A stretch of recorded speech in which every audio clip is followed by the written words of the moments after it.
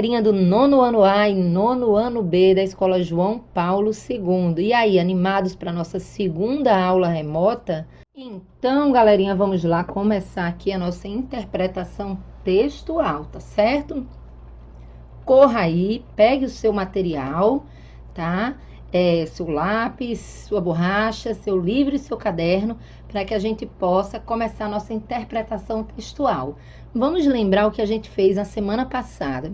Semana passada a gente trabalhou o texto, aquela água toda, relembramos os elementos da narrativa, né? E a partir daí a gente passou então à interpretação textual. E o que é uma interpretação textual?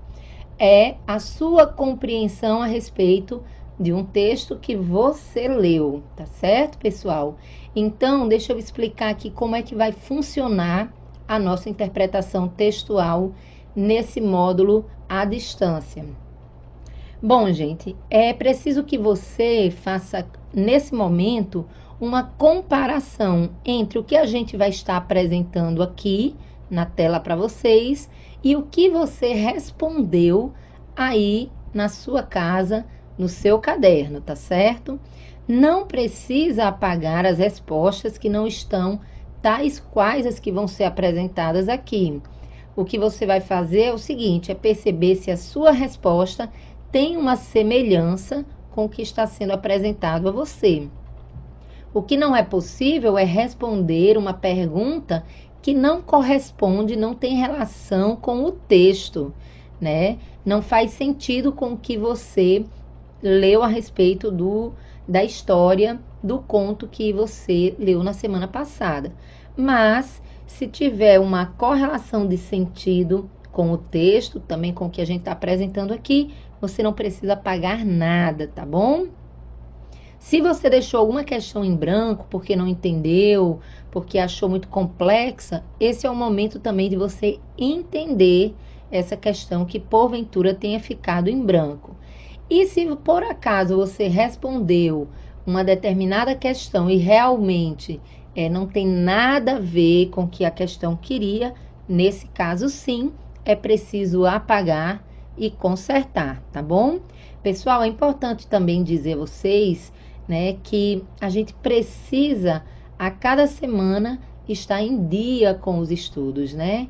Na minha disciplina, na disciplina dos outros professores, para que não vire um acúmulo de atividades, tá certo? Já quero aqui parabenizar aos muitos alunos que mandaram os seus exercícios para o meu e-mail.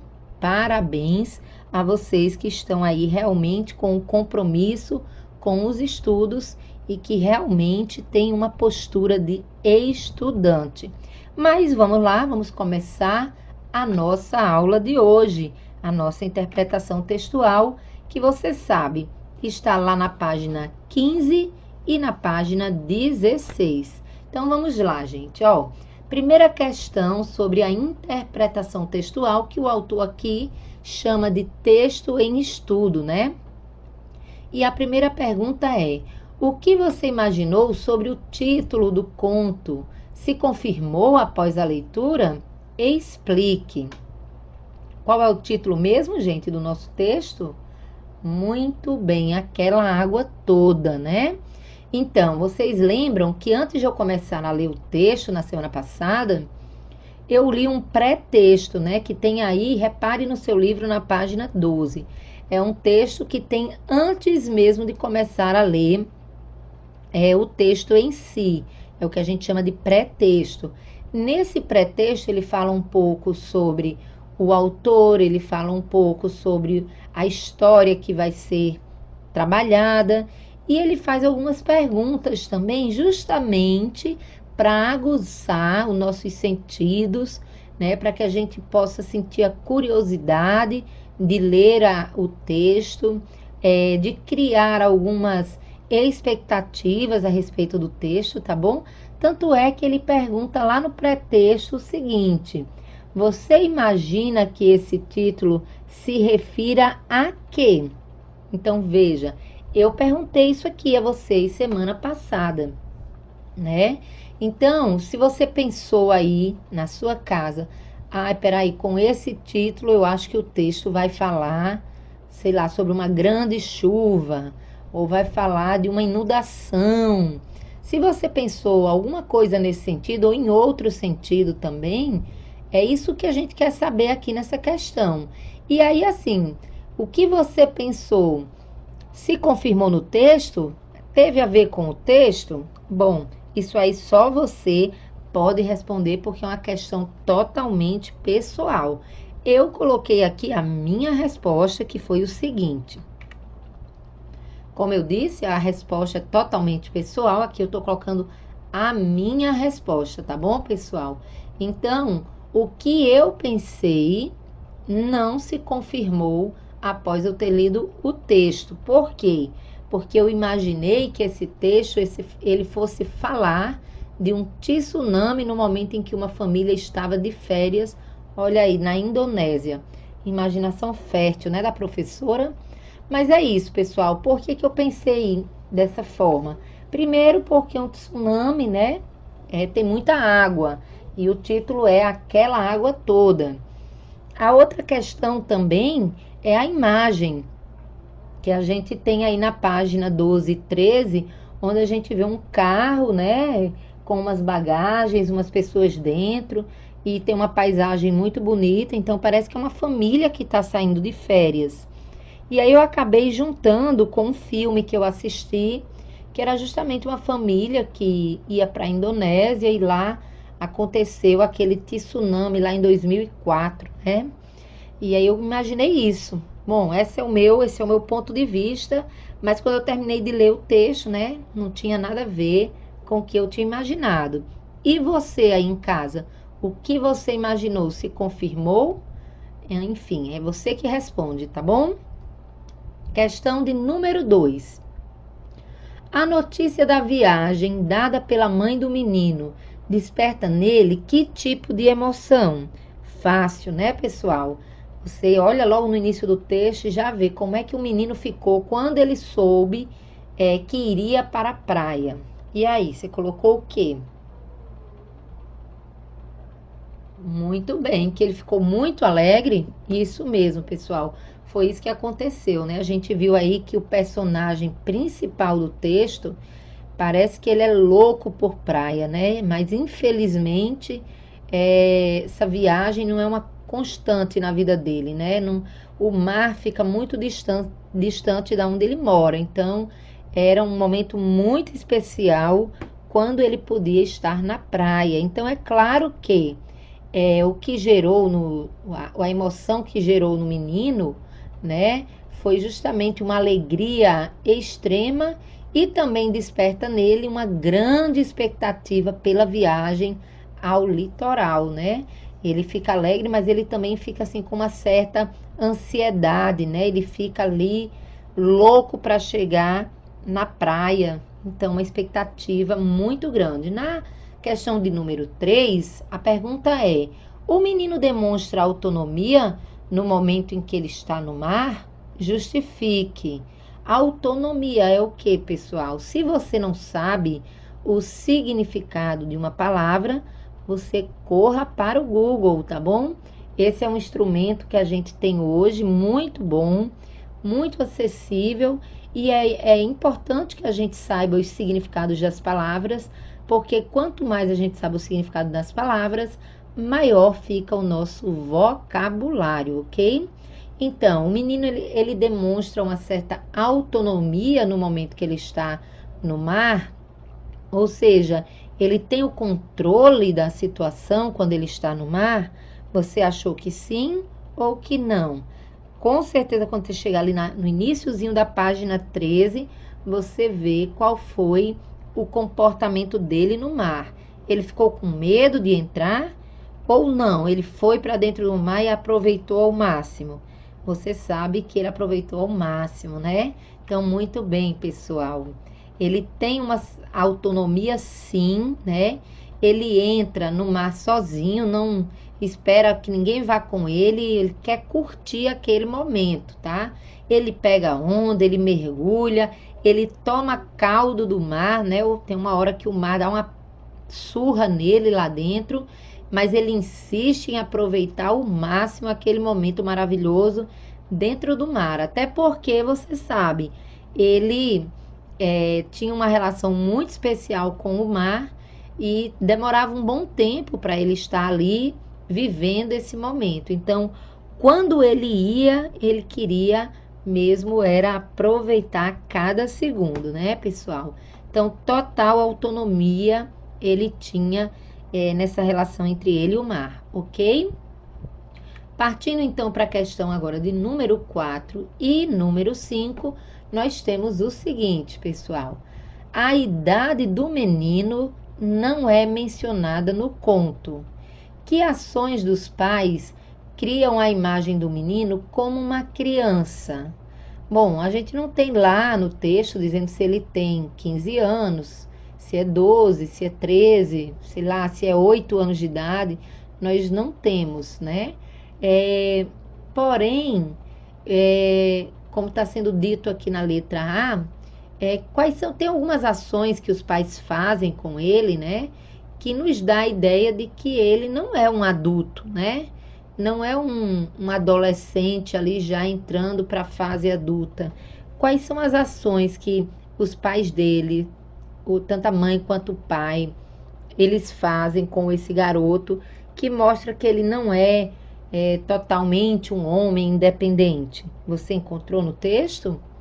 Tem sim, tem alguns trechos que nos dá essa ideia. Você lembra daquele momento que a mãe vai passar o protetor solar nele? Muito bem. Quem faz isso conosco, né?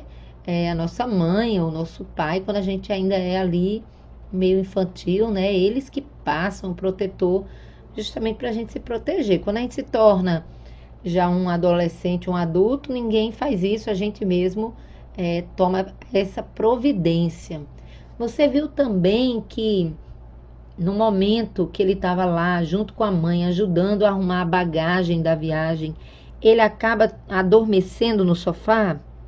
E aí o pai vai lá, coloca ele, carrega ele, na verdade, nos braços e leva para a cama. Você lembra dessa parte? Muito bem. Se ele fosse um homem, ia ser bem difícil, né, de ser carregado pelo pai. Então, são esses momentos na narrativa que nos mostram que o menino aí, na verdade, ele está mais para uma fase ainda mais infantil do que uma fase adulta, tá bom? Então, pessoal, você colocou isso aí, ó. O fato da mãe passar protetor solar no corpo do filho, também tem uma hora que ela orienta ele a não ir para o fundo do mar, né? Na hora que ela tá lá passando protetor e ele sai e ela dá uma orientação. Toda mãe faz isso, né, gente? E o fato do pai carregá-lo no colo quando ele adormece no sofá. Foi isso que você colocou? Muito bem. Colocou só 2 fatos? Tranquilo. Vamos para B então, gente. A B diz assim: a passagem abaixo contradiz essa imagem do menino? Explique. Olha, nós acabamos de falar que o personagem principal dessa história, ele não era ainda um homem, né? Ele estava numa fase mais infantil. Aí tem esse seguinte trecho aqui, ó. Aquela água toda pedia uma entrega maior e ele queria se dar inteiramente como um homem. Então, você acha que nesse trecho aqui o autor ele está se contradizendo? Ele está querendo dizer assim, ele era uma criança, mas agora de repente ele virou um homem? Você acha que foi uma contradição? De forma alguma, né, pessoal? Aqui é uma forma de falar, é o que a gente chama de linguagem figurada, né? Ele queria se dar inteiramente como um homem, não é porque ele virou um adulto de uma hora para outra, né? Mas é no sentido dele ter aquela independência como um adulto, né? Tá falando aqui da relação do menino com o mar, né? Apesar que ele era um menino, né? Uma criança, mas também era um homem, né? Um homem no sentido ser masculino, tá? Bom, gente, então a resposta da letra B, né? Não há contradição, não. De forma alguma o narrador ele está, ou melhor dizendo, o autor está se contradizendo, tá? O que ele está querendo dizer com esse trecho é que neste momento o narrador está expondo aí, na verdade, uma relação interna do menino com o mar. Ele queria se sentir independente naquele momento tão esperado e aproveitar ao máximo a oportunidade que era tão remota. É nesse sentido, não que o menino, que era uma criança, de repente virou um adulto, tá bom? Então, pessoal, entendido isso aí, vamos seguir para a questão de número 5. E é interessante falar para você aqui, ó, antes da questão 5, tem aí tipo um título, né? Tempo psicológico. Num texto que a gente viu na aula passada, né? Antes mesmo de eu iniciar a aula, colocamos 2 videoaulas, né? Para você. Um era só sobre os elementos da narrativa, né? E falava sobre o tempo cronológico e o tempo psicológico. Eu já falei também aqui sobre esse tempo para vocês na aula passada, né? O tempo psicológico é aquele tempo que está na memória de alguém, tá certo? É um tempo que a gente regula através do nosso pensamento. Ele é diferente do tempo cronológico, que é o tempo que é medido, né, pelas horas, pelos segundos, pelos minutos, pelos dias e etc. Tá certo? Então, ele pede para a gente reler este trecho e aí a gente vai responder a questão. A viagem longa, o menino nem a sentiu. O tempo em ondas, ele só percebia que o tempo era o que era quando já passara, misturando-se a outras águas. Aí vem a pergunta: o tempo que vinha em ondas era um tempo cronológico ou um tempo interior? Justifique a sua resposta. Tá, gente? Olha, nesse pedacinho que ele diz aqui, a viagem foi longa, né? Como eu disse, a viagem que eles faziam não era como daqui a Tibau, que a gente chega em 30 minutos e tá lá na praia, não. Foi uma viagem longa. E aí você sabe que viagem longa super deixa a gente cansado, né? Mas aqui vem dizendo que o menino nem sentiu. O tempo em ondas, ele só percebia que o tempo era tempo quando o tempo já tinha passado. Então, o que significa esse tempo em ondas? Já dá para você entender que não tem nada a ver com o tempo cronológico, não tem nada a ver com o tempo do relógio, né? Então, é claro que esse tempo em ondas aí é o tempo psicológico, é um tempo interior, é um tempo que está ali na mente do garoto, tá? Não sei se vocês já passaram por isso, mas às vezes a gente quer aproveitar tanto um momento que a gente acha que é bom, e quando a gente está nesse momento bom, quando a gente menos espera, pronto, já acabou o tempo, já é hora de voltar. Já aconteceu com você? Muito bem, né? Então, esse tempo aí tem muito a ver com a forma como a gente lida, né, com o que a gente vive. E às vezes, quando a gente não quer fazer algo, não quer ir para um determinado lugar, porque a gente acha que vai ser chato, parece que aquele tempo ele se arrasta, né? Parece que as horas não passam. Você já viveu isso? Pois é. Então, quando a gente tem essa ideia de que o tempo passou rápido demais ou que o tempo ficou longo demais, quem faz isso, na verdade, é o tempo, nosso tempo psicológico, nosso tempo interior. Porque o tempo cronológico, ele continua o mesmo, né?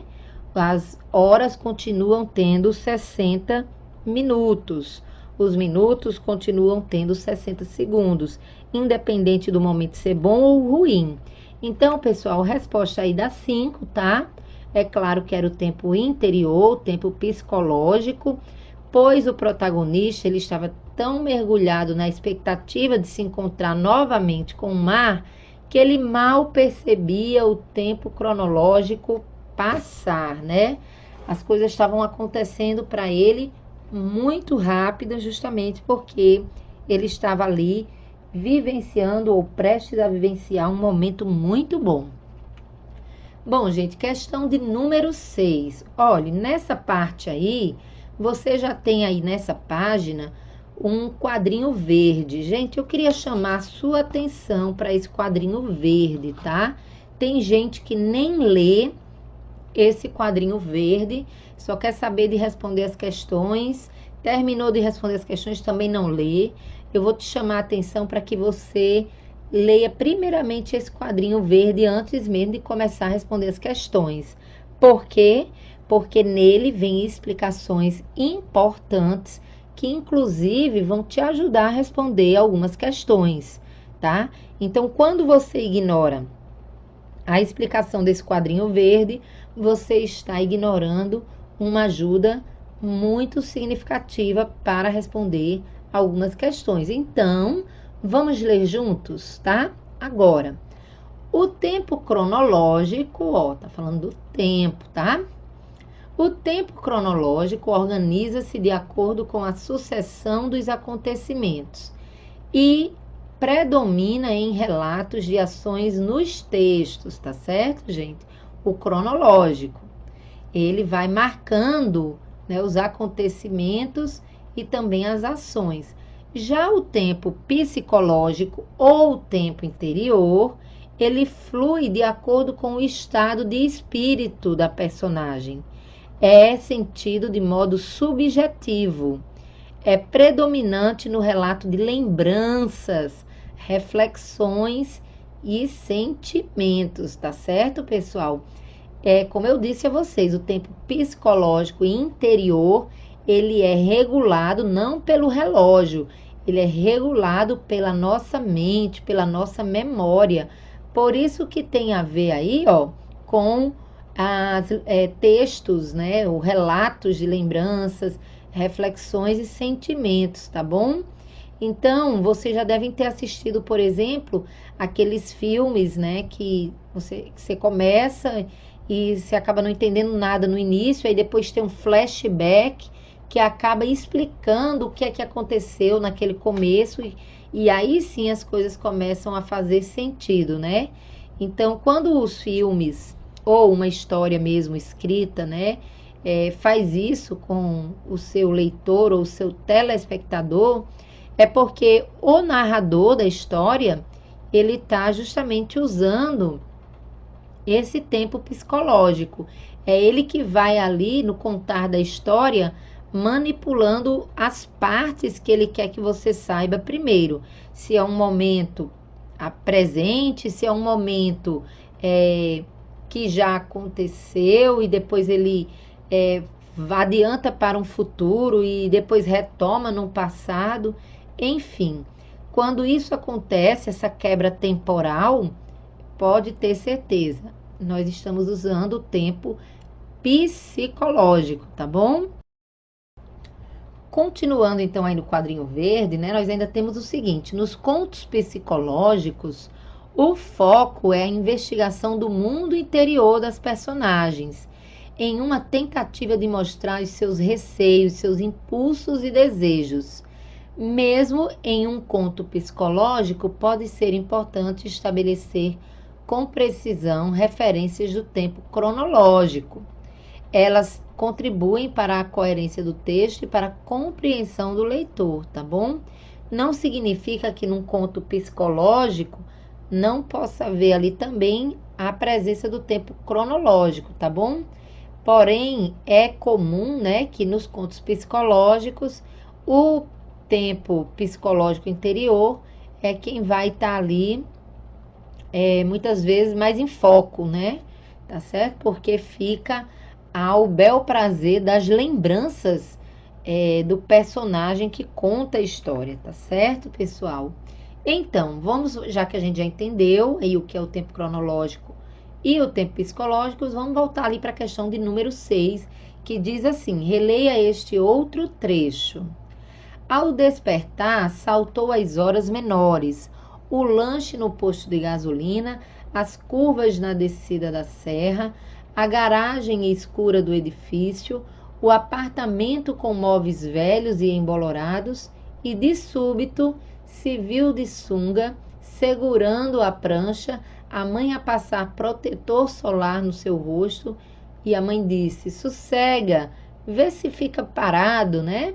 Você lembra desse trecho, né, pessoal? Então, de acordo com esse trecho, copie no seu caderno qual é a alternativa correta com relação ao adjetivo menores, né? Querendo saber o que é que esse menores ele indica. Olhe bem, lá no texto, logo no início, ao despertar, saltou às horas menores. Então, com relação a essas horas menores, ele quer saber aí qual dessas três alternativas estão corretas e tem a ver com essa história de um tempo menor. Então, quando ele está falando, o garoto, ele está falando de um tempo menor, ele está se referindo que o relógio marcava as horas de modo errado, por isso que ele usou a palavrinha aí, ou os termos aí, horas menores. 2. Ao despertar, o menino passou a intimamente ressignificar as horas. E 3. O menino percebeu que as horas que vivia tinham importância menor em sua vida.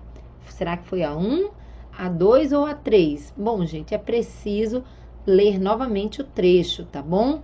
Ao despertar, saltou às horas menores. O lanche no posto de gasolina, as curvas da descida da serra, a garagem escura do edifício, o apartamento com móveis velhos e embolorados, e de repente se viu já lá de sunga, segurando a prancha, pronto para entrar no mar. Pessoal, o que seriam essas horas menores que o menino se refere? Muito bem, pessoal, as horas menores têm a ver com as horas que para ele eram desimportantes. Qual era a hora principal que ele estava esperando? Qual era o momento principal? Muito bem, entrar no mar, né? Chegar na praia.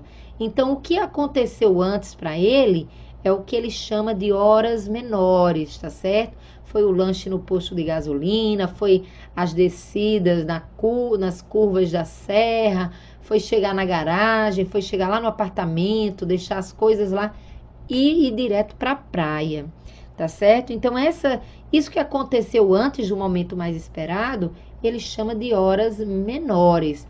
Por isso, pessoal, que a questão ou a opção correta aí para indicar o que é que esse menores significa é a questão de número, muito bem, 2, né? Pois as horas, ó, tá aí, pois as horas antes de chegar ao mar não eram tão importantes para o menino, passavam despercebidas por ele. Ele não estava nem aí. Na letra B, então, ficou fácil para você responder, tá? A pergunta é, implicitamente, quais eram as horas, então, consideradas maiores? Ora, gente, se as horas menores eram as menos importantes, então as horas maiores para o garoto devia ser a hora mais importante. Que hora é essa? Nós já falamos aqui. As horas maiores eram as mais importantes para o menino. Foram as horas em que ele chega ao mar e desfruta cada segundo daquele momento. Isso mesmo, pessoal. Tranquilo? Desconsidere esse F que está aparecendo aí de intrometido, né? Era F de foram e aí apareceu novamente aí um Fzinho e passou despercebido na hora que eu estava fazendo o slide.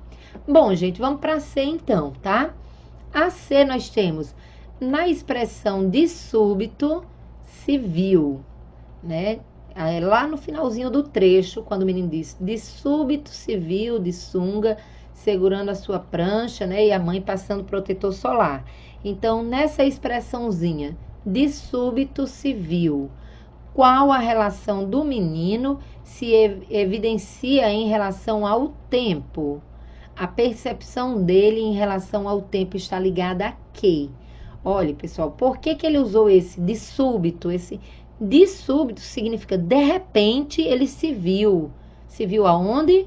Muito bem, passando o protetor, ou seja, ele já estava na praia. Então, repare aqui, pessoal, que a relação do tempo que o menino tem com relação a esse momento que ele estava vivendo, essa relação do tempo estava totalmente relacionada com o momento que ele mais esperava, tá certo? Então, por isso que esse trajeto todinho da viagem, né, para que ele pudesse chegar na praia, tudo isso aí ele vai tratando como horas menores, porque realmente para ele, a hora que ele mais estava esperando era aquela ali de estar na praia. E ele estava tão cheio de expectativa, tão cheio de ansiedade para estar na praia, que ele não viu nem as horas passar. Quando ele pensou que não, ele já estava era lá, né? Então é isso mesmo, pessoal. Ó, essa expressão mostra que as horas antes de chegar ao mar não eram importantes para o garoto. Ele estava desligado do tempo. Entretanto, ao chegar ao mar, cada minuto se tornou importante e precioso. A percepção temporal do garoto está totalmente ligada ao fato dele aproveitar o tempo dos momentos que realmente lhe foram inesquecíveis. Ele estava preocupado com esse tempo, com essas horas, tá bom? Se colocou algo parecido, se colocou, não precisa pagar, tá bom, pessoal? Vamos seguir? Muito bem, aí nós temos a capa de um livro, né? Essa história, ela também está dentro justamente de um livro, né? Não é só esse momento não, tá? E o título aí, que a gente já conhece, Aquela Água Toda, tem aí o nome do autor, né? João Anzanello Carrascosa. E tá aí, a gente tá vendo a capa do livro que gerou aí um desses momentos do texto que a gente acabou de ler, tá? Então vamos lá falar sobre o contexto de produção. Questão de número 7. Leia um trecho sobre Carrascosa, retirado do livro Aquela Água Toda. Então, o trecho diz o seguinte: João Anzanello Carrascosa é um escritor dos detalhes. Suas breves histórias captam a suave luz matutina que desperta suas personagens para experiências vertiginosas. Muito bem, pessoal. Vocês concordam que o João Anzanello Carrascosa, ele pegou um fato simples, né, como, por exemplo, ir à praia, e ele transformou num texto muito cheio de detalhes, muito cheio de sentimentos, né, muito bonita a forma como ele descreve essa experiência do menino e a relação que ele tinha com o mar, né? Então, uma coisa tão simples, algo que é tão comum, né, que é ir à praia, se transformou num grande acontecimento, tá? O João Carrascosa, ele tinha essa característica, né? Tem esse dom de escrever e transformar pequenas coisas em coisas grandiosas, tá bom? Então, pessoal, letra A. Quais são as características das histórias do autor? Por esse trechozinho que você está vendo aí, você já percebe, né, que o João Carrascosa, ele não escreve histórias muito longas. O texto que você leu, você pode até achar que ele é grande, mas na verdade não é, porque você lê ele em 10, 15 minutos, então não é um texto tão grande, tá? Como já foi dito aqui, ele transforma acontecimentos simples num grande acontecimento. Isso tudo a gente pode perceber nesse pequeno trecho aí que fala do autor, tá bom? Então, tá aí, gente. Ele contava histórias breves, porém transformava fatos simples em acontecimentos mais profundos, mais marcantes, tá bom? Foi o que ele fez com a história que a gente acabou de ler, Aquela Água Toda. Na letra B, ele pede para a gente relacionar essas características que está sendo dita aí sobre a produção do autor com o texto que a gente acabou de ler.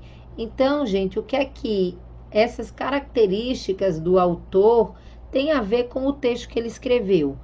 Tudo a ver, né? A gente percebe que o texto que a gente leu também é uma narrativa curta. A gente percebe justamente que ele pega um fato simples, um fato do dia a dia, né, comum para muita gente, e transforma num grande acontecimento, tá? Então tá aí. No conto lido, percebemos exatamente as características dadas na questão anterior, pois trata-se de uma história breve e de um fato simples, a ida à praia. Entretanto, esse acontecimento é contado de uma forma profunda e marcante, ou seja, algo simples se torna algo tão importante e cheio de sentimentos e significado. Era isso que o João Anzanello Carrascosa costumava fazer com seus textos, tá bom? Bom, nós vamos seguir aqui agora, indo para a questão de número 8. Então, vamos lá. Tá aqui, chamei a Mafalda para nos ajudar com o discurso direto e indireto. Gente, para lembrar, tá? O discurso direto, né? Quando a gente tá falando em discurso, a gente tá falando em fala, tá bom, gente? Nós estamos falando em comunicação, a gente tá falando em diálogo, tá? Então, o discurso, a fala, ela pode se dar de forma direta ou de forma indireta. Quando é que eu vou dizer que eu estou usando um discurso direto? Quando as personagens falam diretamente umas com as outras, em diálogo. Cada fala constitui um parágrafo introduzido por um travessão, geralmente, né? Então, repare aí, pessoal. Lá embaixo, a gente tem a Mafalda e um amigo dela, o Manolito, né? E eles estão caminhando e aí, ó, o balão indica que o Manolito está falando com ela e ele diz o seguinte: ontem não fiz os trabalhos de casa, espero não ficar de castigo. Você reparou que nesse texto que a gente acabou de ler, quem está falando é um personagem? Muito bem, então se é o próprio personagem que fala, eu vou dizer aí que foi utilizado o discurso direto. Se a Mafalda tivesse falado algo para o Manolito, ela também estaria produzindo o discurso direto dela, tá bom? Então, como está dito aí, olha, o discurso direto é quando as personagens falam, o narrador ele permite, ele deixa o personagem falar, tá certo? É do jeito que ele fala, o narrador escreve. Então, esse é o discurso direto. E quando o narrador permite que o personagem fale, e ele está escrevendo uma história, é natural, é comum que venha o travessão, parágrafo, aquele espaçozinho no início da linha, né? E logo na frente um traçozinho até extenso que a gente chama de travessão. Sempre que aparece esses travessões é porque algum personagem no texto está falando, tá certo? Nas histórias em quadrinhos, nós vamos ter os balões, né? E os balões, justamente, sempre representa quem está falando na história em quadrinho. Então, gente, nas histórias em quadrinhos, nós vamos ter ali só o discurso direto, né? Pelo contrário, é muito difícil encontrar um momento que um narrador participe de uma história em quadrinho. Pode acontecer? Pode, mas o comum é que nas histórias em quadrinho os personagens é quem falem, portanto, o uso da linguagem, ou melhor dizendo, do discurso direto, é o mais comum nas histórias em quadrinhos. O que vai ser o discurso indireto? É o contrário, né? Nesse caso aí, se é indireto, é porque não vai haver a relação direta de um personagem com outro personagem. Por quê? Porque as personagens não falam diretamente. Mas quem vai falar pelas personagens é o narrador. É através do narrador que a personagem vai falar, tá certo? Aí nós temos um exemplo aí, ó, em que Mafaldinha, ela narra a conversa que teve com seu amigo. Lembra o que o Manolito falou? Muito bem, ali era o discurso direto. Nesse caso aqui, olha, nós temos a Mafalda aí falando, mas essa fala não é dela. Ela está falando, ela está sendo aí utilizada como a narradora, ela está narrando o que o amigo falou. Olha aí como é que ela fala. Na segunda-feira, o Manelinho, que é o Manolito, contou-me que não fizera os trabalhos de casa no dia anterior e que esperava não ficar de castigo. Percebeu? Agora ela não permitiu aí, ou ela não está falando tal qual o personagem na história anterior falou. Ela está falando por ele. Então, quando a gente fala no lugar do personagem, a gente fala pelo personagem, com as nossas palavras, nós vamos ter o discurso indireto, tá bom? Então, imagine aí que eu tenha mandado chamar a sua mãe para vir à escola amanhã para a gente conversar. Então, eu olho para você e digo, diga à sua mãe que eu quero conversar com ela amanhã aqui na escola. Seria um discurso direto, certo? É a minha fala. Aí tu chega em casa e diz, mãe, a professora de português disse que a senhora tem que ir na escola amanhã, de manhã, para conversar com ela. O que foi que você fez? Você está dizendo o que eu disse com as suas palavras. Portanto, você está usando o discurso indireto, porque você não disse exatamente com as minhas palavras. Deu para entender, pessoal, a diferença entre discurso direto e indireto? Se você entendeu, então fica fácil a gente responder as próximas questões que virão. Vamos nessa? Opa! Vamos lá então, linguagem do texto, número 8. Como as falas em discurso direto são apresentadas ou representadas no conto Aquela Água Toda? Em sua opinião, por que o autor faz essa opção? Bom, gente, é preciso voltar agora lá no texto e procurar, né? Você já sabe o que é o discurso direto, é quando os personagens falam. É preciso voltar lá no texto e encontrar um momento em que algum personagem esteja falando. Volte aí no texto. Nós temos o momento que a mãe dele fala, nós temos também um momento que o cobrador, né, do ônibus fala, tá certo? Vamos pegar lá aquela falazinha da mãe, quando ela está colocando o protetor no filho, né? E ela diz o seguinte, sossega, vê se fica parado, né? Ó, que é uma das falas da mãe. Você encontrou aí na página 13, tá certo?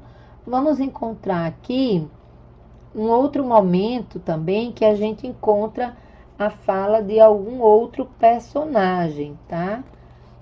Você tem aqui também, na página 12, no segundo parágrafo. É verdade mesmo? Queria saber, né?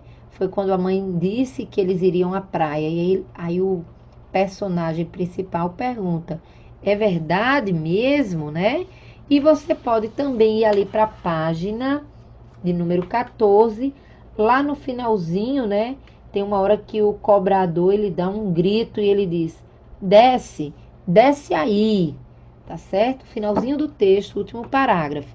Então, pessoal, você deu uma olhadinha aí no seu livro, como é que essas falas desses personagens, elas aparecem? Tem o travessão, nós acabamos de ver que no discurso direto, né, geralmente se usa o travessão. Não tem? Muito bem. O que é que você reparou aí? Como ficou essa escrita? Muito bem. Você reparou que há uma diferençazinha quando algum personagem está falando? Parece que as letras, elas estão num formato diferente. É como se a letra tivesse menorzinha, né? E tivesse meio inclinada. Sabe como é que a gente chama esse recurso? Quando a letra fica inclinada, a gente chama ela de itálico, letra em itálico, tá bom?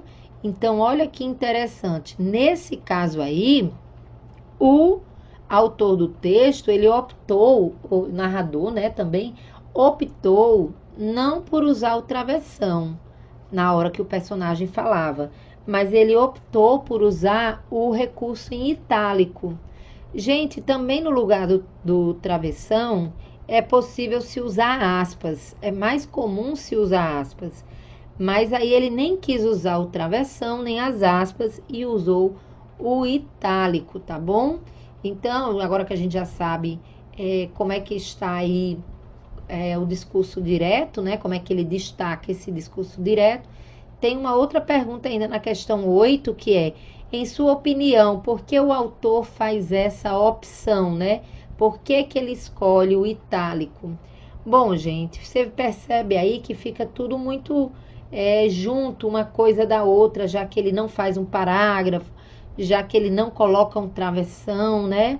Isso acontece justamente porque o autor da história, ele quer dar um caráter mais intimista, tá certo? Nessa história.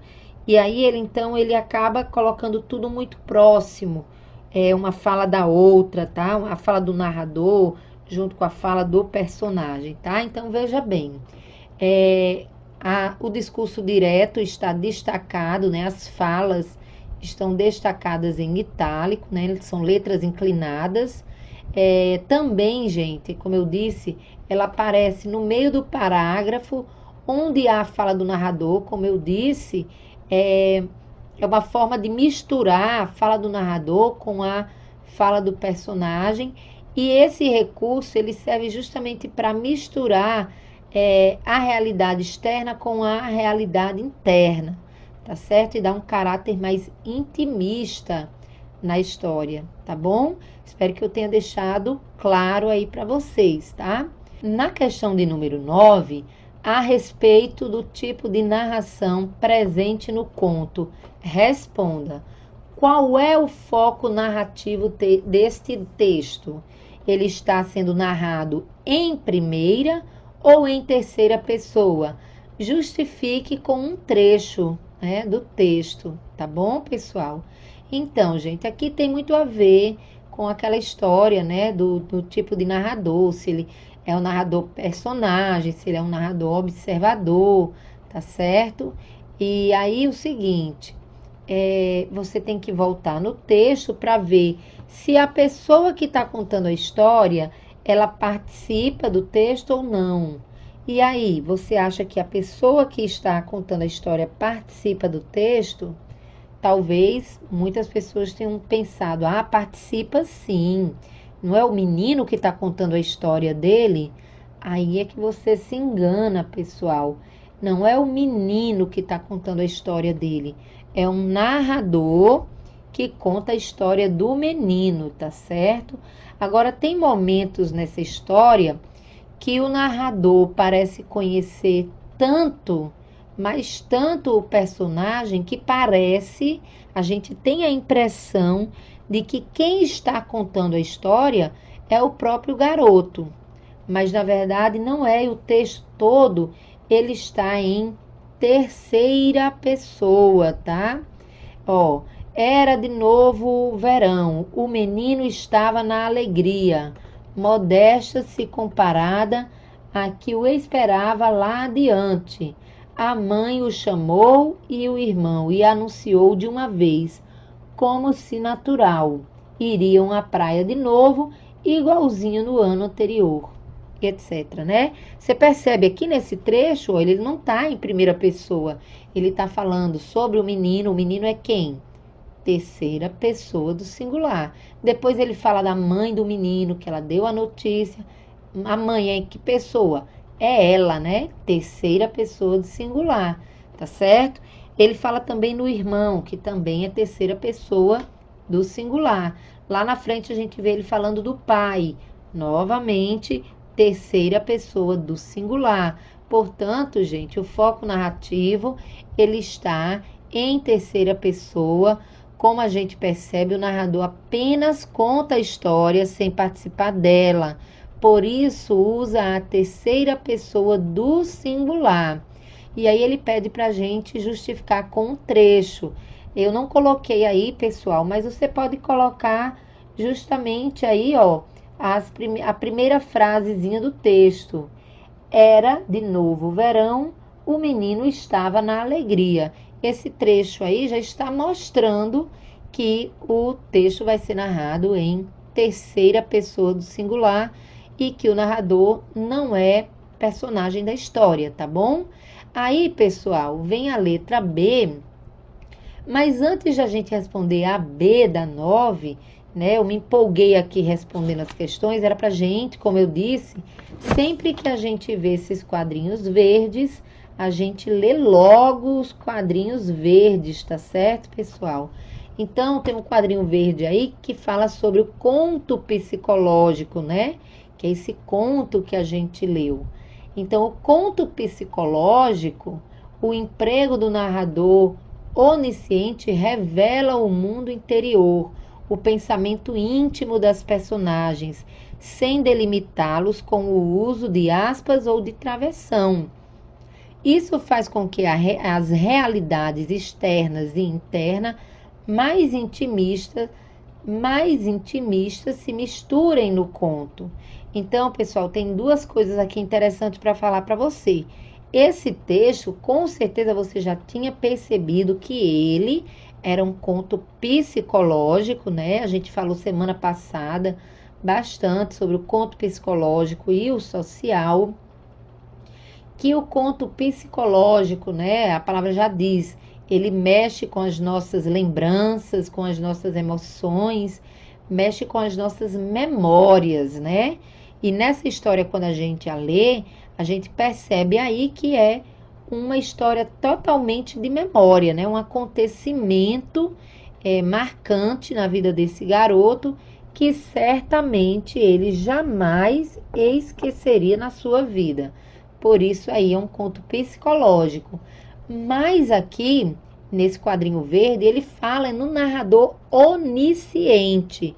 E aí você vai dizer para mim, Paula, eu já tinha estudado sobre o narrador personagem, eu sei o que é. Eu já tinha estudado sobre o narrador observador, eu sei o que é. Mas narrador onisciente? Não, nunca ouvi falar. Muito bem, galerinha do 9º ano. Vamos aprender aqui o terceiro tipo de narrador, que é o narrador onisciente. O que é esse narrador onisciente?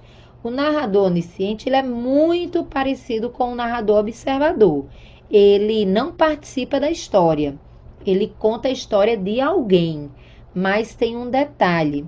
Esse narrador, ele tem tanto conhecimento do personagem ou dos personagens que ele está contando a história, que é como eu disse há pouco tempo, parece que se mistura narrador e personagem e você às vezes fica achando que o narrador ele é personagem, porque ele conhece os pensamentos, ele conhece os sentimentos, ele conhece o que está se passando por dentro das personagens, né?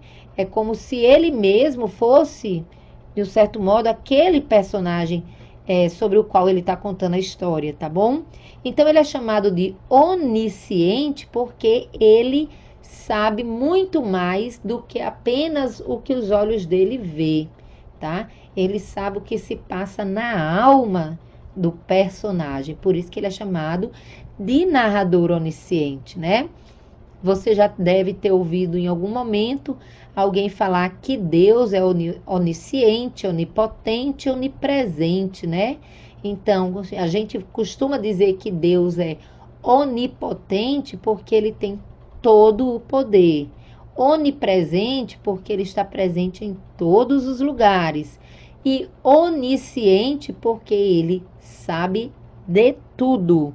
Tudo vê e tudo sabe. Do mesmo jeito, é esse narrador onisciente. Ele sabe o que se passa, inclusive, no pensamento dos seus personagens, tá bom? Então, agora, sem mais delongas, vamos para a letra B, na questão número 9, que diz o seguinte: qual é o tipo de narrador presente no conto? Ele é o onisciente ou o observador? Explique sua resposta e justifique porque esse tipo de narrador foi utilizado, né? Então, pessoal, vocês já devem ter percebido aqui, né? Como o menino se comporta. Você já percebeu que o narrador foi revelando aí tudo o que se passa dentro do mundo interior, da mente do menino, os sentimentos que ele tem pelo mar. Naquele momento que ele se perde dos pais, ele transmite para a gente o medo que o menino sentiu, né? A emoção também que o menino, o alívio que ele sentiu também ao ver o pai que vinha ali correndo em sua direção. Então, é claro que esse narrador, ele não é um mero observador, mas sim ele é um narrador onisciente. Ele não conta os fatos de modo frio, distante. Ele parece compreender o que se passa no interior do personagem. Ele é onisciente porque tudo sabe, sabe inclusive do que se passa na mente e sentimentos dos personagens desse conto. Ok, pessoal? Espero que vocês tenham entendido bem direitinho aí o que é o narrador onisciente, tá bom? Vamos seguir então? Questão de número 10. Na questão de número 10, pessoal, nós temos aí a 10 e a 11 para a gente já ir encerrando aqui a nossa aula. Mas antes de ler a 10, vamos dar uma olhadinha no quadrinho verde para a gente já começar a exercitar essa mania de ver o quadrinho verde, já ler o que tem nele, tá bom? Nesse caso aí, a gente tem essa observação que diz o seguinte: a repetição funcional de palavras, bem como a seleção delas e a criação de imagens por meio de figuras de linguagem, configuram-se fundamentais na construção de sentido das narrativas. Isso mesmo, pessoal. Quando um autor ele repete uma palavra, não é porque ele não percebeu. As repetições, na maioria das vezes ou sempre, elas são propositais. O autor ele está querendo chamar a sua atenção com aquela repetição que ele utiliza, tá bom? A escolha das palavras, né, também são muito importantes para despertar sentidos na gente, para despertar sentimentos também na gente. Eu não sei se você sentiu a mesma coisa que eu, mas eu achei esse texto extremamente emocionante. Eu consegui sentir todas as emoções que o garoto sentiu ao chegar ali naquele mar. Me deu até saudades da praia, viu, gente? Também senti com ele aquele momento de desespero, né? Eu fiquei me imaginando perdida ali num ônibus, numa cidade, cadê minha família, né? E aquela agonia, aquele desespero, o medo, né? Ele voltou correndo e de repente não encontrasse os pais, como é que seria? Então, assim, belíssima a forma, a composição desse texto, as palavras como o autor, né, o João Anzanello Carrascosa, ele criou esse texto, tá bom, gente? Então, entendido essa observação, vamos lá para a questão de número 10, onde nós temos o seguinte: considere este trecho. O cobrador sacudia abruptamente. Ei, garoto, acorda, acorda, garoto.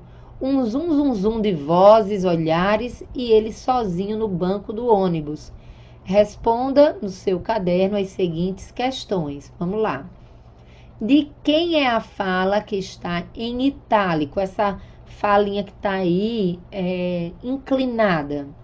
Se você estiver achando ruim aqui, pessoal, nessa imagem, olha aí no seu livro, lá no finalzinho do texto, o momento que tem essa fala aí, né? Ei, ei, acorda, garoto, né? Tal. Dá uma olhadinha para você ver como ela realmente está em itálico, né? Então, ele quer saber de quem é essa voz, tá bom?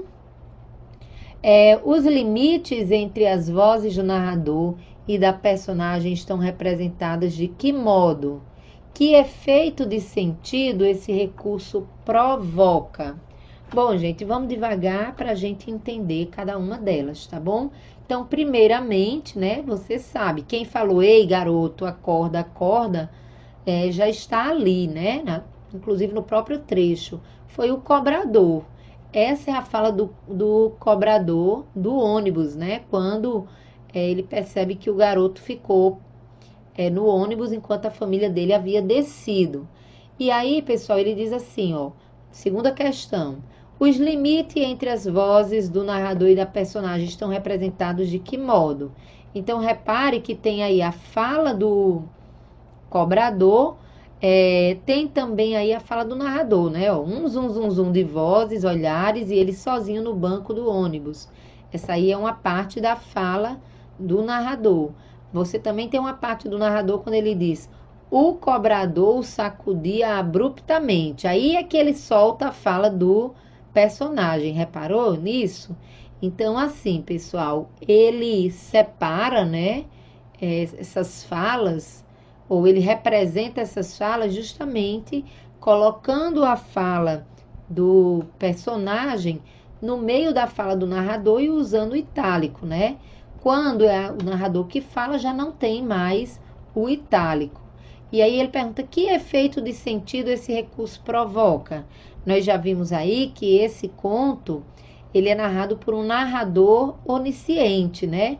Então, o fato dele não separar devidamente a fala do personagem da fala do narrador, o efeito é que se cria uma relação muito próxima entre o narrador e também os personagens que ali estão, tá certo, gente? Então, veja bem, ó, a fala em itálico corresponde à fala do cobrador. O fato do autor não usar a forma convencional, que é o uso dos travessões, os verbos de elocução, né? Ou de elocuções, para melhor dizer, para destacar o discurso direto, serve para favorecer a relação de intimidade que o narrador possui ao contar a história, tá certo? Então, é como se o autor estivesse querendo entrelaçar aí personagem e a sua própria fala, criando aí um clima de mais intimidade, de mais proximidade, tá bom, pessoal? Questão de número 11, então. No texto, há passagens com ambiguidade de sentido e com referência ao mundo interior e exterior da personagem, tá? Então, gente, veja bem. Ambiguidade é quando uma palavra ou um conjunto de palavras, eles podem nos indicar mais de um sentido. Aí a gente chama de ambiguidade, tá bom? Nesse caso aqui, ele está nos dando alguns trechos e dizendo, olha, nesses trechos aí abaixo, ora a gente vê que ele está falando do mundo real, né, do mundo aqui de fora, o externo, e ora a gente percebe que tem aí momentos que está falando do que as personagens sentem, de como as personagens estão sentindo aquele momento, estão refletindo sobre um determinado momento, tá certo? Então, o que ele quer que a gente faça? Ó, nos trechos, quais são as expressões ou quais são as partes desses trechos que se referem ao mundo exterior e quais delas se referem ao mundo interior das personagens. Justifique suas escolhas e transcreva passagens equivalentes. Bom, gente, aí é grandona, tá? Essa resposta é bem imensa, porque nós vamos ter que dividir aqui quem são desses três trechos, né? Quais são as partes que se referem ao mundo exterior, quais se referem ao mundo interior e o que elas significam, tá? Então, fica assim, ó. Vamos falar primeiramente do mundo exterior. No primeiro trecho, a gente tem: o mar existia dentro de seu sonho, mais do que fora. Me diz uma coisa, você acha que está falando esse trecho? É mais uma questão do interior, de sentimentos, ou está falando realmente do mundo real, do mundo do lado de fora? Com certeza faz parte do mundo interior. Vamos para o número 2, ó. O carro às tampas, peso extra do sonho que cada um construía. Repare o seguinte: o carro às tampas significa que eles tinham terminado de arrumar o carro com as bagagens e estava cheio, né? Então, isso faz parte do mundo exterior ou interior? Muito bem, claro que é do mundo exterior. Então, ó, número 2 aí, a primeira parte que a gente destaca, o carro às tampas, e aí a gente explica, ó, significa que o carro estava bem cheio de bagagens. Vamos ler o número 3. Mas antes de ir para 3, olha, repare que ainda tem um pedacinho. O peso extra do sonho que cada um construía. Nesse caso aí, esse peso do sonho, né? Você percebe que isso aí não faz parte do mundo real, e sim do mundo interior, tá bom? Vamos para 3 então, para a gente ver se tem alguma parte aí que a gente possa aproveitar do mundo exterior, tá? À frente surgiram prédios, depois casas, ele ia se diminuindo de mar. Muito bem, pessoal. Quando eles estão voltando, né, da praia, ele ficou olhando a paisagem, ia vendo casas, prédios, é normal, né, quando a gente está na estrada. Então, muito bem. À frente surgiam prédios e depois casas. Claro que isso faz parte do mundo exterior, né? Então, significa a paisagem ou as paisagens que o menino via no retorno para o apartamento, tá? No mundo interior, então, nós vamos ter o que sobrou. A primeira parte, que é o mar existia dentro do seu sonho, mais do que fora. E o que ele está querendo dizer com essa frase? Ele está querendo dizer que o mar, né, para o garoto, era algo muito especial, além da realidade, né? Então, ele existia dentro do seu sonho. Era algo que ele idealizava, era algo que ele super esperava, né? Tá certo? Era algo meio que até surreal, vamos dizer assim, para esse garoto. Aí nós temos aquela outra parte também que reflete o mundo interior, que é o peso extra do sonho que cada um construía, lá no segundo trecho, né? Que significa que cada membro da família tinha uma expectativa pessoal em relação àquela viagem, né? Além das bagagens que estavam ali dentro do carro, estavam também os sonhos, estavam também ali o que eles imaginavam fazer com aquele momento de férias, com aquele momento de prazer, né? E por último, nós vamos ter também aí mais um trechozinho que se refere ao mundo interior, que é ele ia se diminuindo do mar, né? O que significa ele ia se diminuindo de mar? À medida que o carro, ou melhor, o ônibus, né? Quando ele estava retornando para casa, à medida que o ônibus se distanciava do mar, significa que mais longe ele ficava daquele lugar que para ele era tão especial, tá certo, pessoal? Então, com isso a gente conclui a nossa correção. Eu espero que você tenha conseguido aí responder o máximo possível.